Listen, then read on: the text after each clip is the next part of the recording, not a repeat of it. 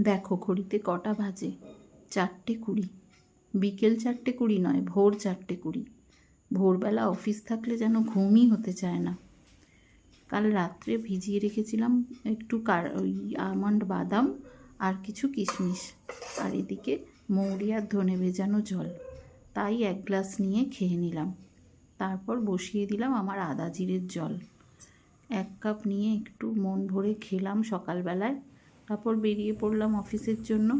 দেখো ভোর 5:30 বাজে, অথচ সূর্যি মামার তো দেখাই নেই। তার উপর ঘুটঘুটে অন্ধকার, রাস্তার লাইটগুলোও বন্ধ করে দিয়েছে। যাক, চাঁদ মামা ছিল বলে সঙ্গে সঙ্গে গেল। বাসে উঠে পড়েছি। বাসে বসে বসে প্রচণ্ড ঘুম পাচ্ছিল, তাই একটু ঘুমিয়ে নিলাম চোখ বন্ধ করে। অফিস চলে এসেছি। অফিসেও গুটি কয়েক মানুষ, নাইট যারা করেছে তারা বাড়ি ফিরবে, আর আমরা অফিস এলাম। প্রায় 6:30 পৌনে 7টার দিকে সূর্যি মামার দেখা মিলল। একটু একটু করে সূর্যি মামা দেখা দিতে শুরু করেছে। যাই হোক, দুপুরবেলা বাড়ি ফেরার পথে মাধ্যমিক পরীক্ষার্থীদের দেখলাম, যেন একদম হু হু করে সবাই বেরোচ্ছে। সবার যেন পরীক্ষা ভালো হয়, ভালোভাবে যেন সবাই পরীক্ষা দেয়।